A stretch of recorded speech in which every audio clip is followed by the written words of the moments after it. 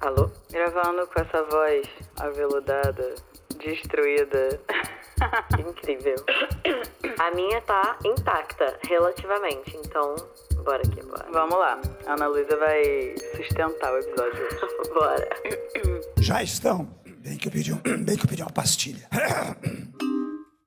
Você já se auto-sabotou? Vive em relacionamentos complicados? Segue entre tapas e beijos com a sua família? Já esteve perdido em algum momento na sua carreira? Você não está sozinho. Em Psicologia Sincera, eu, Ana Luísa, E eu, Ana Tereza, vamos comentar os mais diversos assuntos do nosso cotidiano, sempre com uma opinião sincera. pode ser que você se identifique ou não com as nossas análises e reflexões. Mas aí você vê se a carapuça serviu. E aí, pessoal, bem-vindos a mais um episódio do Psicologia Sincera. E hoje é o quadro mais queridinho desse podcast. Mas antes de eu começar a falar qualquer coisa, gente, A gente mal divulga aqui porque a gente tá fazendo um péssimo trabalho com isso. Ela será escolhida porque é uma mulher ou uma jovem sincera.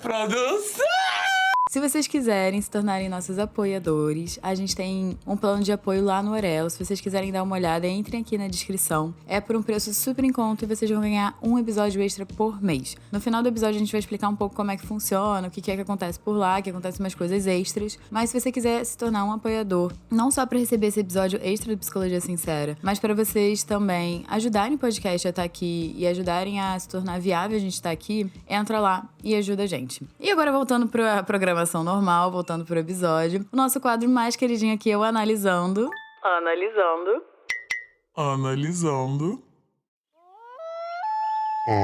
Você entendeu, velho? E o que a gente faz nesse quadro, né? Vocês enviam histórias pra gente, vocês sabem pro que vocês estão enviando as histórias, as pessoas sabem que as histórias serão lidas aqui no podcast em anônimo, então a gente evita falar lugar, nome de pessoa, pra não expor ninguém, não machucar ninguém. A ideia é a gente ler situações da vida de vocês, que vocês ou querem ouvir a nossa opinião, ou que vocês gostariam que a gente analisasse. A gente lê normalmente 2 histórias, depende muito de como, né, vai ser a história, do quanto a gente tem ali pra falar sobre elas. E aí, vocês vão ver, né, se a carapuça serviu, que nem a nossa descrição do nosso episódio. Então, se você quiser participar desse quadro, você tem que enviar a sua história escrita lá pro nosso e-mail, podcastpsicologiasincera@gmail.com. E o episódio de hoje, gente, é sobre término. A gente vai falar sobre términos de relacionamento, seja um relacionamento curto, seja um relacionamento longo, que é um período muito difícil que a gente passa. Então, o episódio de hoje vai girar um pouco em torno disso, né? De como processar esse final, de como entender que é o final. Mas antes da gente ir para as histórias, para tudo, a gente tem uma coisa muito importante pra falar pra vocês, que é: vocês o tempo todo, e provavelmente quem tá escutando a gente direto, escuta a gente falar aqui no podcast que nosso podcast, e nenhum, né, sobre psicologia, substitui uma sessão de terapia. Então a gente tá sempre incentivando vocês, nossos ouvintes, a buscar uma terapia pra vocês poderem aprofundar nas questões que às vezes vocês podem se identificar aqui ouvindo o nosso podcast, né? Com a ajuda de um profissional especializado que vai estar ali com você te acompanhando no seu processo de desdobrar todas essas questões, que é completamente diferente do que a gente consegue oferecer aqui pra vocês no podcast. E hoje a gente tem uma coisa pra falar pros nossos ouvintes, pra vocês que estavam esperando aquele sinal ou aquele empurrão pra ir atrás disso, né, para incluir esse espaço de cuidado da sua saúde mental na sua vida. A gente tá com uma parceria com o Inner Me. E, gente, o Inner Me é uma plataforma de terapia online que faz um match com o seu terapeuta. Calma, a gente vai explicar com calma o que é isso. Não sei você, Ana Tereza, mas eu escuto muito, Tanto no meu consultório quanto de amigos, amigas que estão procurando fazer terapia. a dificuldade que é de, às vezes, encontrar um terapeuta. Gente, terapeuta, às vezes, é igual uma relação que você pode acabar desenvolvendo aí na sua vida, no sentido de você pode dar match ou você pode não dar match. Tem pessoas que eu conheço que, às vezes, fazem uma primeira entrevista com um terapeuta, depois fazem uma primeira entrevista com outro, depois fazem uma primeira entrevista com outro, até encontrar uma pessoa com a qual ela dê match, com a qual ela se sinta à vontade, sinta que aquele profissional tem a experiência e tem um estilo de terapia, talvez, que vai de acordo com as necessidades da pessoa que tá procurando terapia, né? Então, o Inner Me é muito interessante, a gente achou muito interessante quando eles entraram em contato. Por quê? Porque é uma plataforma de terapia online, mas com essa especificidade, que você preenche um formulário falando sobre você e o que você espera da sua terapia, né? O que você tá precisando. E a partir desse formulário, eles têm uma tecnologia na plataforma deles que vai encontrar os terapeutas que mais combinam com essas necessidades. Então, os terapeutas também preenchem ali dentro do que eles têm de experiência. E aí, a tecnologia da plataforma faz esse match de você com o seu terapeuta, de acordo com o que cada um preencheu, tanto da necessidade de quem tá buscando terapia, quanto do que o terapeuta tem para oferecer. E além dessa praticidade de poder fazer sua terapia, por exemplo, de onde você quiser e com essa facilidade do match, não tem nenhum vínculo contratual. Então, por exemplo, se por algum motivo, mesmo com o match da plataforma, você não se sentir à vontade com aquele terapeuta, você quiser explorar algum outro, quiser experimentar com alguma outra pessoa, você pode fazer isso também. Então, como eu já falei, se vocês estavam precisando, quem tá ouvindo aqui, de algum sinal divino de que tá no momento de você buscar a sua terapia, de você ir atrás disso e cuidar dessa parte da sua vida, a gente vai deixar aqui embaixo o link innerme.com.br. Então é soletrado innerme.com.br para vocês saberem mais, para vocês poderem se cadastrar na plataforma e irem atrás da terapia pessoal de vocês. Então bora de primeira história pra gente analisar? Bora. Oi meninas! Comecei a acompanhar o podcast de vocês e estou simplesmente encantada. Resolvi então compartilhar minha história com vocês, quem sabe pode ser assunto para um episódio. Bom, tentando ser o mais breve possível, tenho passado por um momento difícil e doloroso, mais especificamente um luto pelo fim de um relacionamento amoroso de 4 anos. Começamos a ficar no último ano do ensino médio. Ele tinha acabado de terminar um namoro e não estava com planos de namorar tão cedo. No entanto, a gente ficava direto, ele estava sempre por perto, ficávamos com outras pessoas, mas confesso que me chateava muito vê-lo com outras em festas no final de semana, já que durante a semana na escola ficávamos sempre juntos. Enfim, tentava ficar bem porque sentia que não podia cobrar isso dele. Por volta de 6 meses depois, perdi minha virgindade com ele. Foi algo especial e a partir dali, meio que comecei a cobrar algo mais sério dele. Ele nunca me pediu em namoro oficialmente, mas a partir daí começamos a viver como namorados. Conhecemos a família um do outro. No outro ano, cada um precisou ir para um lado por causa da faculdade, mas sempre tentamos levar isso numa boa. Tentávamos não ficar tanto tempo separados, no máximo 15 dias, e mesmo morando em cidades diferentes, confiávamos muito um no outro, então nosso combinado era que podíamos sim curtir, sair com amigos, ir a festas da faculdade. Claro que rolavam ciúmes uma vez ou outra, mas tentávamos levar numa boa. Resumindo, aos meus olhos, era um namoro muito saudável. Éramos muito parceiros, nos ajudávamos demais, sempre fazíamos muito um pelo outro. Enfim, tinha certeza que ele era o cara da minha vida. Ele sempre demonstrava que me amava muito, que queria um futuro comigo, achava que ele seria meu primeiro e eterno amor. No entanto, confesso que sempre ficava receosa, porque já sou uma pessoa desconfiada. Então pensava, será que deu certo? Será que tão fácil assim encontrei o amor da minha vida? O tempo foi correndo, completamos e inclusive comemoramos nossos 4 anos de namoro e em menos de 2 meses depois resolvemos que precisávamos conversar. Já não era a mesma coisa de antes, aquela empolgação do começo. E acho que os dois sentiam isso. Em um dia conversamos então. Ele até me disse que já estava há 1 mês pensando sobre isso e me disse que não sabia o que deveríamos fazer. Se era só uma crise, se deveríamos tentar mais. Ele disse que achava que talvez a distância estivesse atrapalhando e que não sentia que estava se doando bastante para mim. Falei com ele e disse que por mim tudo bem se dessemos um tempo para pensar. Fiz isso, na verdade, porque percebi que ele, mais do que eu, precisava disso. Eu sabia que o amava muito ainda, por isso fiz. Não sabia se aquilo era o certo, mas percebi que naquele momento era o necessário. Ele queria manter contato, mas achei melhor não, mas ele sempre tentava. Depois de quase 2 meses, ele não se manifestou mais acerca do tempo, e então conclui que realmente ele já tinha tomado uma decisão. Decidi então conversar com ele para colocarmos o ponto final e assim não estendermos mais o sofrimento. E assim fiz. Ele me disse que eu era muito importante para ele e blá blá blá, mas que naquele momento ele não se enxergava comigo, mas no futuro sim. Fui duro, claro que no fundo ainda tinha esperanças, mas é a vida. Nesse meio tempo, obviamente, já sabia que ele já tinha ficado com outras pessoas. Entre elas,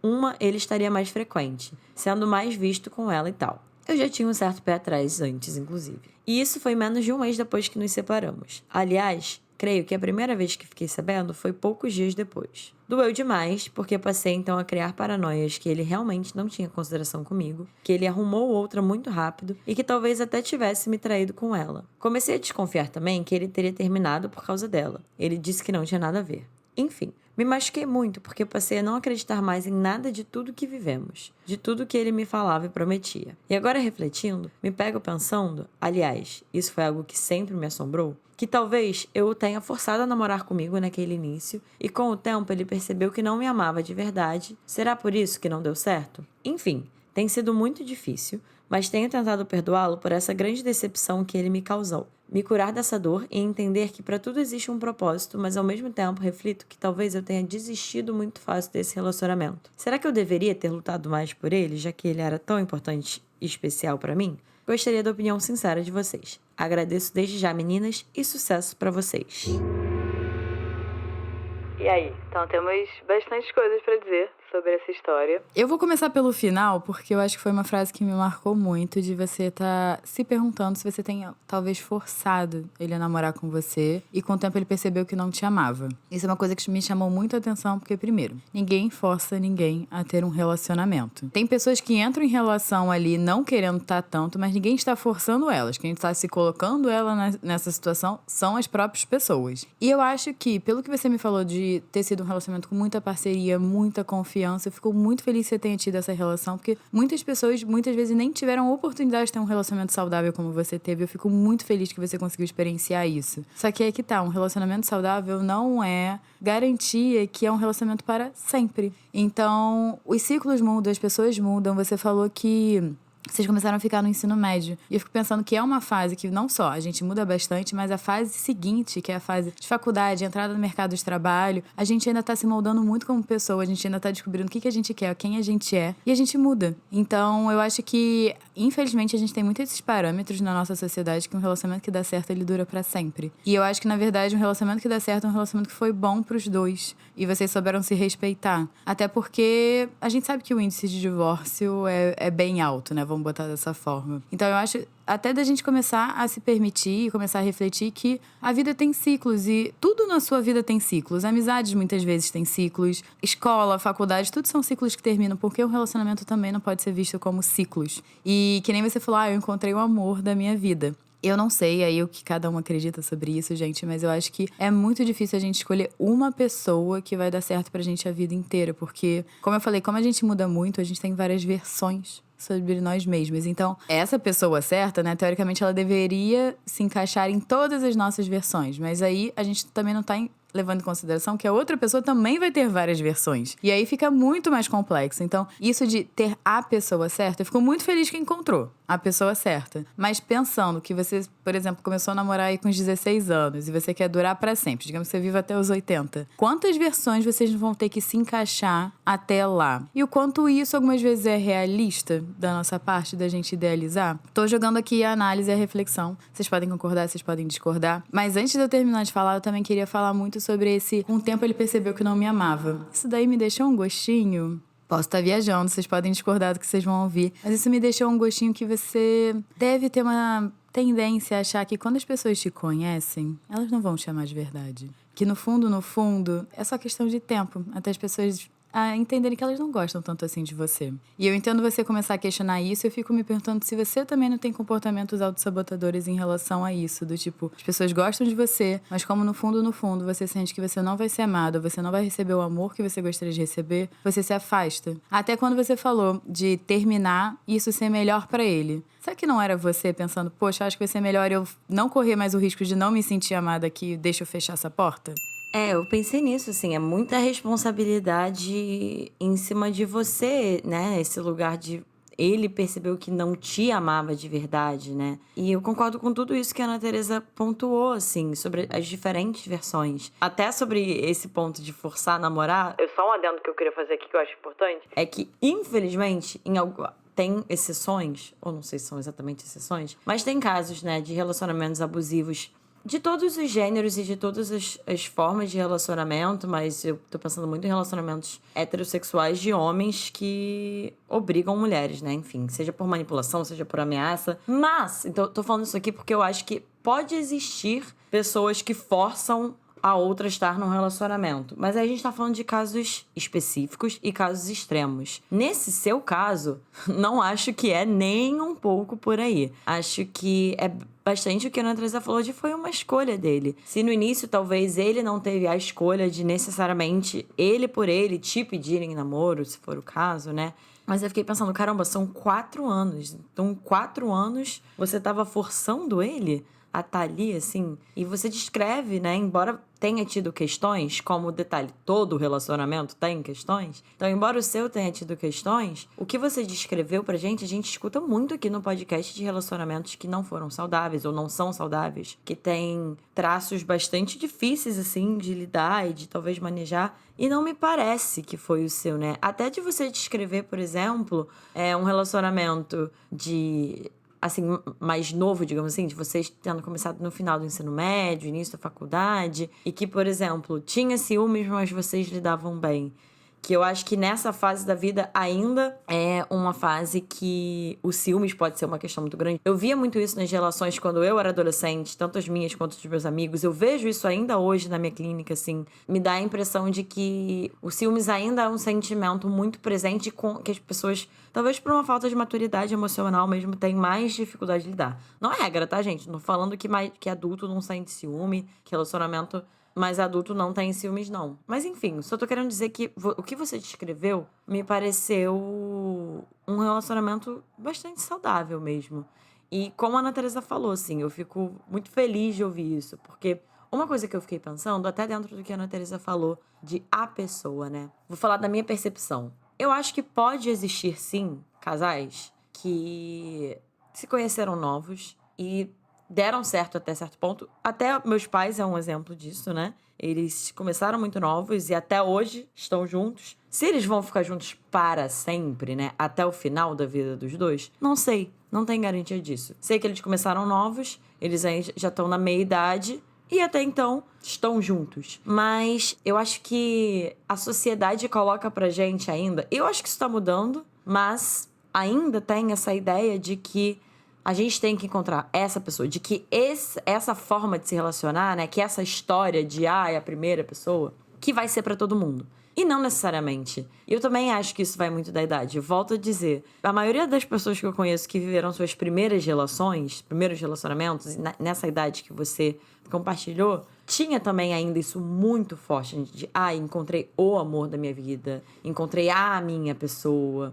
E que com tempo e experiência, e às vezes com relacionamentos frustrados, ou relacionamentos que foram bons enquanto duraram, deram certo por um tempo, mas depois deixaram de fazer sentido, como a Ana Teresa falou, que foram entendendo que, para elas, não necessariamente essa questão da pessoa existia, né? Mas isso realmente vai muito da crença de cada um, né? Porque às vezes você teve vários relacionamentos frustrados, mas aí você encontra, entre aspas, a pessoa, e é o relacionamento que dura, é o relacionamento com a pessoa que você vai construir algo, enfim. Mas me lembrou muito essa coisa bem comum dessa fase e do primeiro relacionamento, de achar que essa vai ser necessariamente a pessoa da sua vida, né? Eu tava, inclusive, trabalhando isso ontem com um cliente. Ele tá recentemente vivendo o segundo relacionamento dele, depois de um super término que ele viveu, e que foi muito duro pra ele, inclusive muito parecido com o que você tá descrevendo, porque também foi um relacionamento saudável, também foi um relacionamento longo, que ele imaginava que seria a pessoa com a qual ele ia construir, né, enfim, a vida dele. E tinha sido o primeiro relacionamento dele, e aí a gente tava trabalhando muito isso, assim, como que na percepção dele, e volto a dizer, eu já vi isso com frequência sobre primeiras relações, ele apostou todas as fichas dele naquele relacionamento. E aí foi até interessante porque a gente foi nomeando quais fichas eram essas, né? Mas assim, caramba, a gente até fez um paralelo com o pôquer.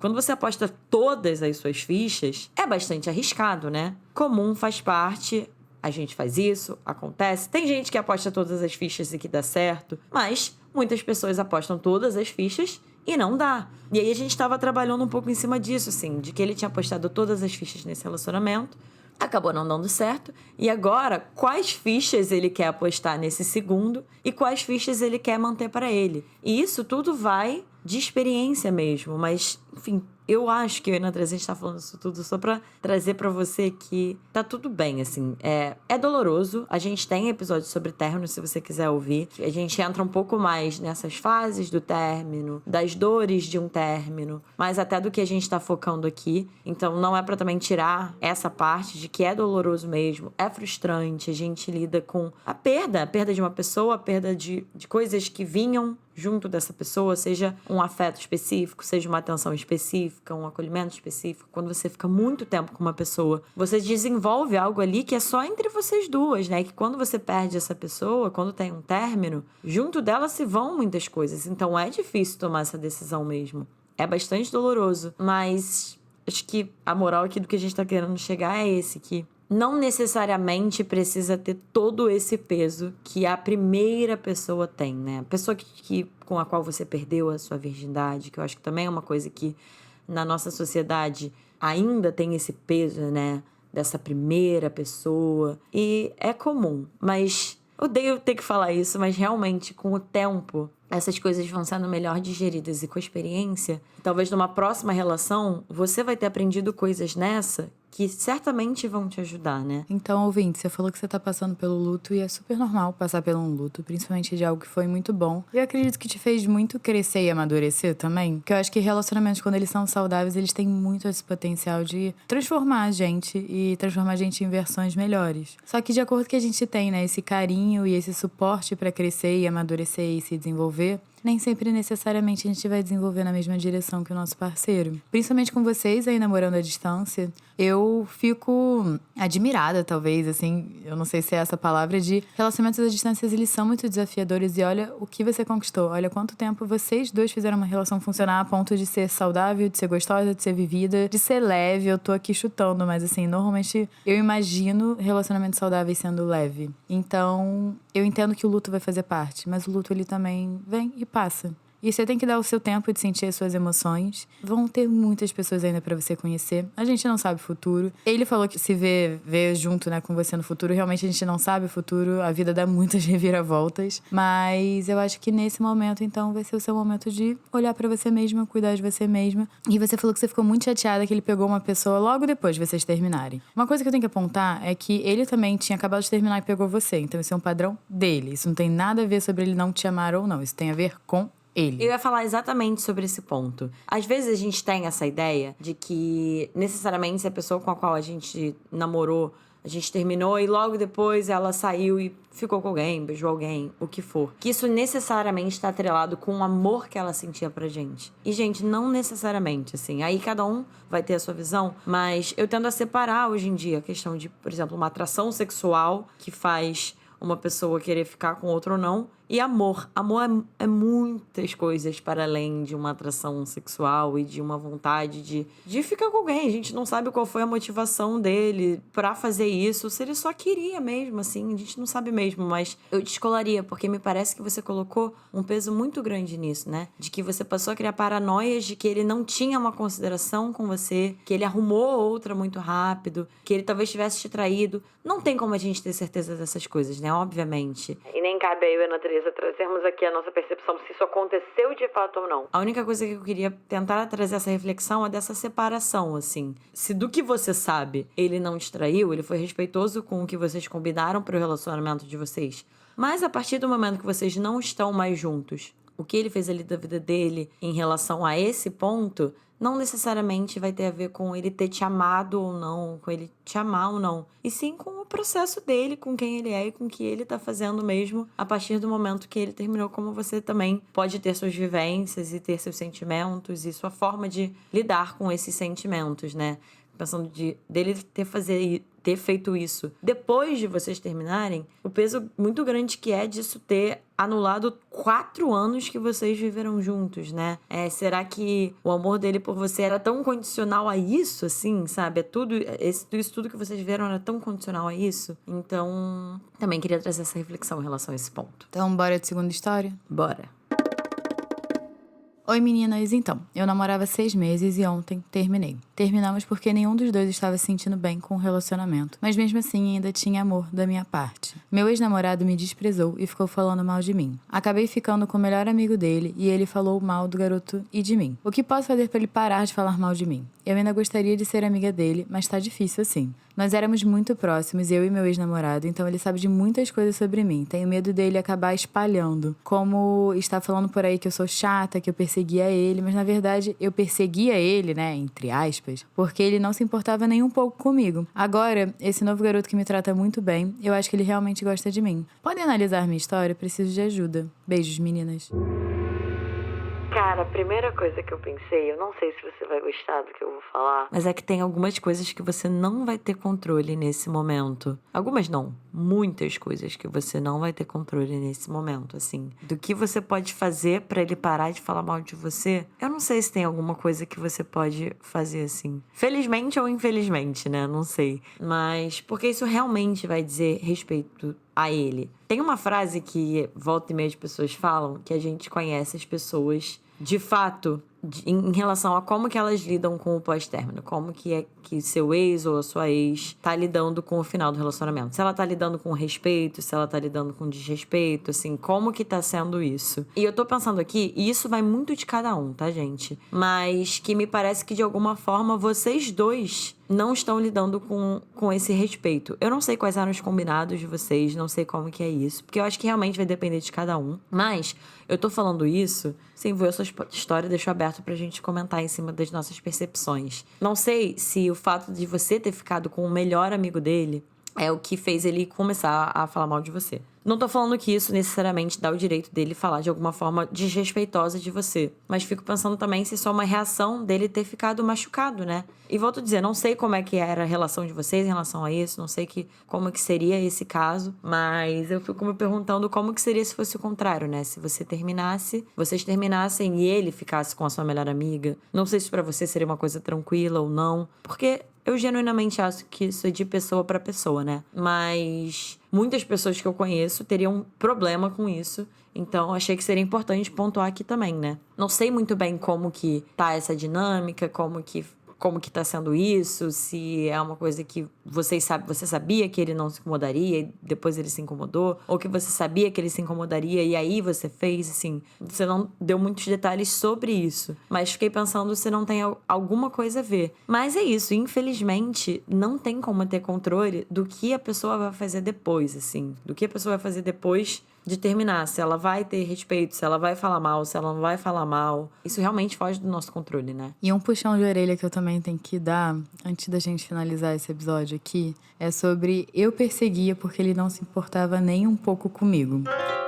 Isso pra mim é algo que me chamou também muita atenção na história, porque por mais que você tenha namorado, eu entendi que talvez tenha sido um namoro legal, eu não acho uma posição boa pra você se colocar em você ter que ficar perseguindo alguém pra pessoa começar a se importar com você. Eu acho que se ele tivesse esse cuidado e esse carinho com você, ele teria te dado espontaneamente, sem você precisar estar ali pedindo o tempo inteiro pra ele. Eu entendo que no final vocês acabaram namorando, mas pra você tomar cuidado até pra isso não ser um padrão que se repete nas relações que você vai ter daqui pra frente, de você estar ali sempre se doando mais, sempre querendo mais, sempre procurando mais a pessoa e a pessoa não tá no mesmo nível de interesse que você, porque eu acho que um relacionamento, pra ser saudável, pra ser gostoso, pra ser bom pros dois, os dois têm que estar muito interessados um no outro. Então eu tô entendendo que talvez a relação já tenha começado a ir um pouco desigual, até no nível de interesse de um pelo outro. E assim, eu sei que é muito difícil, principalmente quando a gente é mais novo, né? Porque me parece que você, pelo jeito que você escreveu, pelo jeito da história, que você é mais nova. Mas com o tempo, assim, eu também fui muito aprendendo que eu quero estar com quem me quer. Eu entendo que muitas vezes eu quero estar com pessoas que não me querem tanto, e aí a gente vai ter que começar a filtrar. É chato a gente se sentir recusado? É chato, mas eu acho que é pior ainda a gente ficar se cercando de pessoas que não fazem tanta questão da gente. Então, tome cuidado para você não ficar se cercando de pessoas ou não entrando em relacionamento de pessoas que não estão tão envolvidas quanto você ou não estão investindo tanto quanto você. Até para você poder se sentir amada, porque eu tenho medo de, por ele não se importar tanto com você lá atrás, eu fico me perguntando se você se sentia cuidada e amada na relação. Eu acho que, assim, me parece que as duas histórias... Eu não sei se essa segunda história foi o seu primeiro relacionamento, ouvinte. Mas da primeira ela falou, né, mais ou menos da fase, que era a primeira relação dela, que ela era mais nova. Essa segunda história também pareceu, né? E é muito do que a gente tava falando pra primeira história, assim, gente. A gente vai aprendendo, na experiência mesmo. Então, se eu pudesse falar, né? E eu posso? Pra vocês que estão ouvindo e pra vocês que mandaram essa história, eu diria muito, assim, nesse lugar, o que vocês aprenderam sobre vocês e o que vocês aprenderam sobre vocês em relacionamentos, sobre o que vocês gostam, o que vocês querem repetir, o que vocês não querem repetir, sem querer trazer um papinho de positividade tóxica, assim, de ai, peguem isso como uma oportunidade. porque não, assim, tem a parte da dor, mesmo, como a gente tava falando pra primeira ouvinte. Mas eu tava lendo um livro que tava falando muito sobre esse momento pós-término, que é difícil. E nem todo mundo encara dessa forma, mas que é uma oportunidade realmente pra introspecção, pra olhar pra si, pra aprender mesmo, né? Pra aprender, pra se desenvolver, pra olhar pra você. O que você gostaria de ter feito diferente? O que você pode também ter contribuído de alguma forma pra alguma coisa negativa no relacionamento, pra alguma questão do relacionamento. E ao mesmo tempo, o que você enxergava, o que você recebia do outro que você gostava, o que você não recebia, que você gostava de receber. É realmente um bom momento, mesmo que com muita dor, pra olhar pra si. E pra aprender e pra desenvolver, ou pelo menos perceber as coisas que você gostaria de desenvolver para um próximo relacionamento quando esse chegar. E só uma coisa também que eu queria trazer, que também fico pensando muito nas clientes que eu atendo que são mais novas, que estão vivendo essas primeiras relações nessa fase, é que não tem manual, assim, ninguém nos dá um manual. A gente sempre fala sobre isso aqui, que a gente aprende com as nossas famílias. E não necessariamente as nossas famílias estão nos ensinando o mais saudável, não necessariamente nossas famílias estão nos ensinando o que a gente gostaria pra gente. Então, realmente ainda é uma fase de aprender na pele. E quando a gente tá aprendendo na pele, a gente muito provavelmente tá errando também. Então, é esse momento de experimentar mesmo. Às vezes meio caótico, às vezes meio confuso. Aí a gente se machuca, a gente machuca o outro. Mas vocês estão nessa fase de aprender e de amadurecer e de entender mesmo para próximas relações. Então, tomem esse momento como uma oportunidade para poder olhar para isso. E, obviamente, também sentir a dor que vem com o término, como a gente já falou. Então, esse é o episódio de hoje, gente. Se bateu pra vocês, se mexeu com alguma coisa que foi importante aí, deixou vocês mais pensativos, procurem ajuda psicológica ou procurem uma terapia, se estiver aí batendo muito mal pra vocês. Eu também e a Ana Luísa estamos com a agenda aberta. Vocês podem me achar no @AnaTeresaCavalcante e Ana Luísa no @psicóloga Ana Luísa Braz. Como vocês já sabem, todas essas informações vão estar aqui embaixo na descrição do episódio. Assim como o Twitter do nosso podcast, Instagram do podcast, Instagram dos nossos produtores maravilhosos, Rodrigo Moreno e Fernando Picamilho. A área de apoio vai estar aqui. Vocês têm uma certa vantagem lá, porque vocês sendo os nossos apoiadores, vocês têm prioridade para as histórias serem lidas lá no nosso quadro Analisando da nossa área de apoio, que praticamente é a nossa prioridade lá para os nossos apoiadores, fazer o Analisando, que é o quadro mais queridinho do nosso podcast. Então entra aqui, se torna um apoiador e também não esqueçam de ajudar esse podcast para ele continuar aqui no ar, para ele continuar sendo produzido. E se vocês gostaram desse episódio, compartilhem nas redes sociais, marca a gente lá no @podcast Psicologia Sincera. A gente ama ver quando vocês estão mostrando pra gente: eu vi esse episódio, gostei desse episódio, aprendi com esse episódio. A gente adora quando vocês fazem isso mesmo. E é isso, gente. Um beijo e até o próximo episódio.